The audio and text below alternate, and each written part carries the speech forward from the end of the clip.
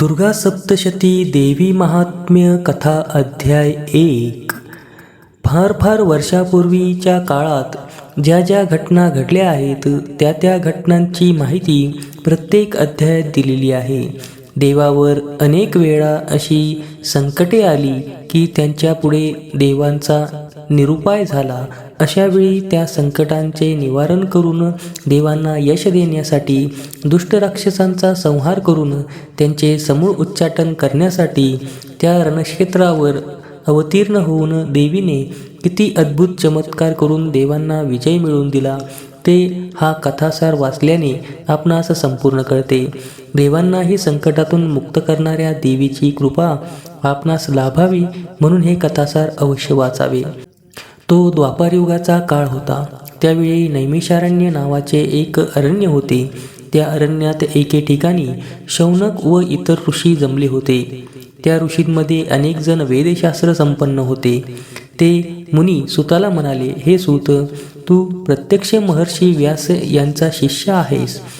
सगळी पुराणे व अन्य सर्व महान ग्रंथाची तुला निश्चित व अचूक माहिती आहे. तेव्हा काली मातेची थोर परंपरा व तिच्या संबंधीची इतर सर्व माहिती सांगण्यास सर्वथा तूच योग्य आहेस. ही माहिती तुझ्याच मुखातून ऐकल्याने आम्हाला खरे समाधान लाभणार आहे. भगवान श्री विष्णू यांच्या देहापासून काली मातेचा अवतार झाला आहे. त्यानंतर अवतार घेतलेल्या कालीमातेने या धर्तीवर उत्पन्न झालेला मधु व कैटभ या अतिशय दुष्ट अशा राक्षसांचा नाश केला. त्यांच्यासारखेच भयंकर अशा शुंभ निशुंभ या राक्षसांचाही संहार केला. निरनिराळी रूपे घेऊन देवीने यापेक्षाही आणखी काही केले. ते जर आम्हाला संपूर्णपणे कळले तेच आम्ही अन्य जणांना सुद्धा सांगू. ही माहिती ऐकून त्या जणांना सुद्धा धन्य वाटेल. म्हणून मुनिवर्य, आपणास आमची विनंती आहे की आपण ही सर्व माहिती आपणास सांगावी. त्या सर्व वेदशास्त्र संपन्न ज्येष्ठ मुनींच्या म्हणण्याचा आदर राखण्यासाठी तथा त्यांची मनोकामना पूर्ण करण्यासाठी सूतमुनीने कालिका मातेची ती सर्व माहिती त्या सर्व मुनींना आनंदाने सांगितली. अर्थात फार फार वर्षापूर्वी मार्कंड नावाचे जे मुनी होते त्यांनी श्रीदेवी कालिका मातेचे महात्म्याचे जे वर्णन केले होते ते जसेच्या तसे सूतमुनींनी त्या मुनींना सांगितले. मूळ सप्तशती नावाचे संस्कृत भाषेत लिहिलेल्या देवी महात्म्याच्या ग्रंथात 700 श्लोक आहेत. या श्लोकातून दिले असलेले मंत्रसुद्धा अत्यंत प्रभावी आहेत. या सर्वांच्या सर्व म्हणजे 700 श्लोकाचे पठण जो भक्त करेल त्याच्या सर्व मनोकामना पूर्ण होतील. चिंता क्लेश दूर होऊन त्यांना नित्य सुख शांतीचा लाभ होईल. दिनशुद्धी पाहून त्याप्रमाणे या ग्रंथाचे पठण कोणत्या वेळी करावे यासंबंधी एक सामान्य अशी रूपरेषा दिली आहे. तिचा उपयोग भक्तांनी केला पाहिजे. या कथासाराच्या वाचनाने आपले सर्व मनोरथ पूर्ण होण्यासाठी महिन्यातील अष्टमी, चतुर्थी, अश्विन महिन्यातील शुद्ध प्रतिपदा ते खंडे नवमी असे नवरात्रीतील एकूण 9 दिवस या काळात वाचन करणे चांगले असते. अशा प्रकारे वाचणाऱ्याच्या सर्व इच्छा आपोआपच पूर्ण होतात. नवरात्रीतील 9 दिवस या कथासाराचे वाचन करायचे असल्यास आहारविहार संबंधी असलेले आपले मन पूर्णपणे कथासारातच एकाग्र करून वाचन करावे. अशा प्रकारे नित्यनियमाने श्रीदेवी महात्म्य कथासाराचे पठण केले असता पठण करणाऱ्या भक्तांवर देवी प्रसन्न होते व तिच्या आशीर्वादाचा प्रसाद लाभ त्या त्या व्यक्तीला होतो. साक्षात ब्रह्म, विष्णू, महेश त्यांच्यावर सुद्धा जेव्हा संकटे आली तेव्हा अतिशय रुद्रावतार धारण करून काली मातेनंच त्यांची संकटामधून मुक्तता केली. या धर्तीवर एकूण 14 मनूंनी जन्म घेतला. त्यापैकी 8 मनू साबरनी त्याच्यावर देवीची मर्जी होती. या मनूची ती विशेष दक्षतेने काळजी घेत असे. या साबरनी मनूच्या काळात त्याला अनुकूल अशीच सर्व परिस्थिती होती. पण तरीही तो एकदा आपत्तीत सापडला होता. तेव्हा देवीने प्रगटन घेऊन त्याला प्रसाद दिला. देवीने दिलेल्या त्या प्रसाद प्राप्तीने त्याला चिरंजीव वर प्राप्त झाले. त्याच्या आधी त्याच्याच वंशातील सुरथ नावाचा राजा तेथे राज्य करीत होता. त्याच्या अधिपत्याखालील राज्य फार मोठे होते. त्याच्या ताब्यात या भूतळावरील सुमारे 50 कोटी क्षेत्र होते. त्याचे राज्य आपल्या हातात घेण्यासाठी तेथे अनेक राजे टपलेले होते. हे सर्व त्यांचे शत्रू होते. हे सर्व त्यांच्या विरुद्ध लढण्यासाठी तयारीला लागले व थोड्या दिवसात त्यांनी आक्रमण करून सुरथ राजाला पराभूत केले. शत्रूंनी त्यांचे राज्य आपल्या ताब्यात घेतले. हा पराभव म्हणजे आपला भयंकर अपमान झाला आहे असे सुरथाला वाटल्याने तो सर्व काही सोडून अरण्यात निघून गेला.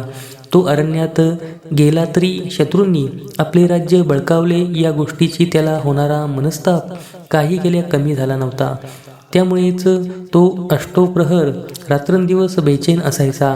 आपण एवढे शक्तिशाली बलाढ्य असताना शत्रूने आपणास जिंकून घेणे हे सर्वस्वी अशक्यच होते. पण ती गोष्ट प्रत्यक्षात घडली होती हे मात्र खरे. त्याला सतत वाटत होते की आपल्यापैकीच कुणीतरी घरभेद्याने सारी गुप्त माहिती शत्रुपक्षास पुरवल्यामुळे हे घडून येणे शक्य झाले होते. त्याचे संपूर्ण राज्य गेले, पण त्याचा स्वाभिमान मात्र थोडासुद्धा कमी झाला नव्हता. आपली मान ताठ ठेवूनच तो सतत सर्वत्र वावरत होता. त्याने आपले घर, महाल, राजवाडा सोडले व तो घनदाट वनामध्ये निघून गेला. निरनिराळ्या वृक्षांनी भरलेले हे घनदाट अरण्य होते. या अरण्यात एका ऋषीचा एक आश्रम होता. सुरथ राजा त्या निबिड अरण्यात इकडे तिकडे भटकत असताना त्या आश्रमात आला. आत जाताच समोर ऋषी बसलेले होते. त्याने पाहिले. सुरथाने तत्परतेने पुढे जाऊन अत्यंत लीन होऊन नम्रतापूर्वक त्या ऋषींना नमस्कार केला. एवढ्या वागण्यातून सुद्धा ऋषींना सुरथचा नम्र विनयशील वृत्तीची ओळख पटली. त्यांनी आपुलकीने सुरथची सर्व चौकशी केली. सुरथानेही आपली सर्व हकीकत त्यांना नम्रपणे व निःसंकोचपणे कथन केली. सर्व कहाणी ऐकल्यावर ऋषींनी राजाला सन्मानपूर्वक आपल्या आश्रमातच राहावयास सांगितले. ऋषींच्या सांगण्याप्रमाणे सुरथ राजा त्यांच्या आश्रमात राहिला. पण काही दिवसानंतर राजाला तेथेही अवघडल्यासारखे वाटू लागले. त्या कोंडल्यासारख्या मनाच्या स्थितीत राजासारखा बेचैन होऊ लागला. त्याचं मन काळजीने कायम ग्रासल्यासारखे दिसत होते. अर्थात त्या चिंतेचे कारणसुद्धा ऋषींना कळले होते. पण तरीसुद्धा ऋषींनी परत एकदा आपुलकीने राजाला चिंतेचे कारण विचारले. राजा म्हणाला, खरं म्हणजे मी स्वतः होऊनच तुम्हाला सांगण्याचा प्रयत्न करत होतो, पण हिंमत होत नव्हती. पण माझं बैचैन मन जाणून आपणच विचारल्यामुळे आता मला थोडा धीर आला आहे. गुरुदेव, मी एवढा मोठा बलशाली राजा, पण माझे सर्व राज्य शत्रूने जिंकून घेतले. माझी सर्व संपत्ती गेली, धन गेले, वैभव गेले. मी निष्कांचन झालो. घरी असलेले पत्नी व माझ्या मुलांना मी विसरण्याचा प्रयत्न करतो आहे, पण त्यांची फार आठवण येतेच. नात्याचा, प्रेमाचा, संसाराचा मोह आवरता येत नाही. त्या मोहपाशात माझं मन का बरं गुरफटलं आहे. त्या आश्रमातील दुसरे एक मुनी म्हणतात की हे राजा सुरथ, हीच तर खरी नियती आहे. आजपर्यंत तरी कुणीच कधीही कायमचा असा या मोहपाशातून सुटलेला नाही. माणसाचे मन अत्यंत चंचल आहे. त्याच्या पुढे मानवाने कितीही दृढनिश्चय केला तरी तो टिकू शकत नाही. या मायेमुळेच उत्पत्ती, स्थिती व प्रलय हे चक्र सतत चालू राहत असते.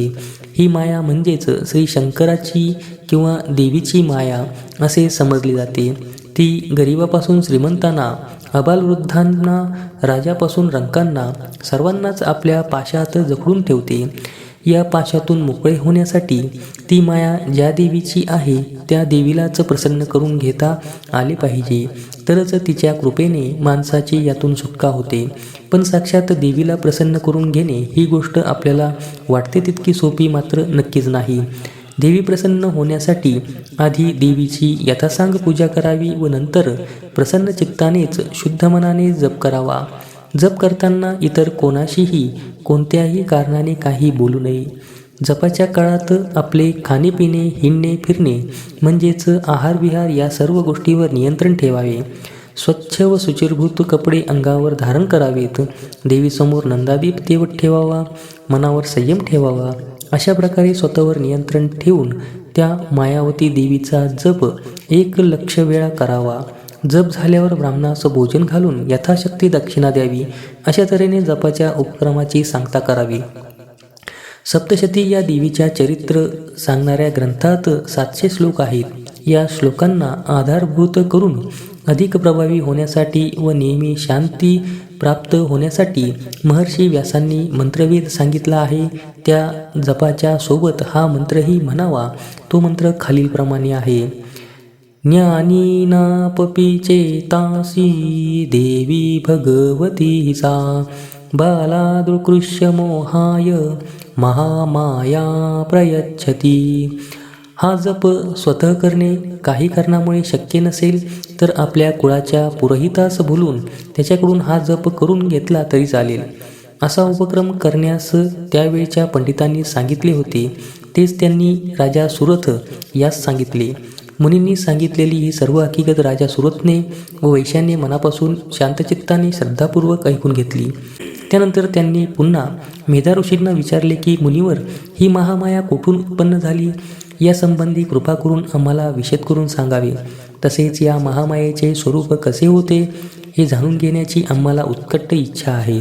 तरी आपण ते सुद्धा स्पष्ट करून आमच्या मनाचे समाधान करावे अशी प्रार्थना करतो. राजाची विनंती ऐकून मेधा ऋषी त्याला म्हणाले, हे राजा, ठीक आहे, तुझ्या मनातील उत्कटता पाहून तुझ्या मनातील शंकेचे निरसन करण्यास मला आनंद होत आहे. म्हणून आता महामायेची उत्पत्ती कोठून झाली व तिचे स्वरूप कसे होते या संबंधापूर्वी मुनीने जे सांगितले होते तेच आता मी तुला सांगतो, ते शांतपणे ऐक. एकदा श्री विष्णू शेषावरती झोपले होते. तेव्हा त्यांच्या कानातील मळापासून 2 राक्षसांची उत्पत्ती झाली. तेच मधु व कैटभ हे 2 दैत्य होते. हे दोन्ही दैत्य अतिशय दुष्ट प्रवृत्तीचे होते. त्यांनी सर्व जनतेला त्रासही दिला होता. अनेकांना ठार मारले होते. पण आपल्या या क्रूर कृत्यांनीही त्यांच्या मनाचे समाधान झाले नाही. शेवटी तर त्यांनी लक्ष ब्रह्मदेवाकडे केले. या ब्रह्मदेवालाच ठार मारण्याची इच्छा त्यांनी आपल्या मनात धरली. ही गोष्ट जेव्हा ब्रह्मदेवाला कळली तेव्हा ब्रह्मदेव खूप घाबरून गेले. ब्रह्मदेवांनी आर्त होऊन महामाया व भवानी यांची आळवणी केली. देवी प्रकट झाली. तेव्हा ब्रह्मदेवांनी आपली अडचण देवीसमोर विशद करून कथन केली. ही हकीकत ऐकून कृपाळू देवी ब्रह्मदेवास धीर दिला. यानंतर तिने स्वतः अत्यंत उग्र असे रूप धारण करून दैत्याशी युद्ध करण्यास सुरुवात केली. श्री विष्णू व दैत्य यांचे युद्ध आधी खूप दिवस चालू होते. त्यातच या दुष्ट दैत्यांशी देवीने युद्ध सुरू केले. खूप दिवस ही लढाई चालली होती. या स्थितीतच देवीने मधु व कैटभ या दैत्यांना मोहिनी घातली. अशा या मोहित अवस्थेतच ते दोघे विष्णूंना शरण गेले. ते म्हणाले, हे प्रभू, आम्ही आपल्या चरणी शरण आलो आहोत. आजपर्यंत आम्ही अत्यंत क्रूरपणा केला, दुष्टपणाने वागलो, पण आता आमच्या मनात असलेला सारा अहंकार गळून नाहीसा झाला आहे. आता आपण सांगाल त्याप्रमाणे वागण्याची आमची तयारी आहे. तेव्हा आता आपण आम्हाला काय सांगता ते सांगा. श्री विष्णू त्यांना म्हणाले, तुमचा अहंकार गळाला आहे, चांगले झाले. पण आता तुम्ही तुमचा हा दुष्ट अवतार संपून टाका. त्यासाठी आता तुम्ही मरणाचा स्वीकार करा. या गोष्टीतच तुमचा फायदा आहे व जीवनाचे कल्याण आहे. मधु व कैटभ या दोघांनीही श्री विष्णूचे म्हणणे मान्य केले. पण हे सर्व घडीपर्यंत सर्व जग जलमय होऊन गेले होते. ते पाहून ते दैत्य श्री विष्णूस म्हणाले, हे प्रभू, जेथे पाणी नसेल तेथे आम्हाला आपण मरण द्यावे. दैत्याचे म्हणणे ऐकून श्री विष्णूंनी त्या दोघांना आपल्या कमरेजवळ धरले व तेथेच त्यांना शरीरापासून त्यांची शिरे वेगळी केली. अशा प्रकारे अत्यंत दुष्ट व क्रूर अशा मधुच कैटभ या राक्षसांचा विनाश झाला. या दैत्यांचा संपूर्ण विनाशासाठीच देवीने पहिला अवतार धारण करून ब्रह्मदेवाची अडचण दूर करून त्यांचा मनस्ताप कायमचा दूर केला.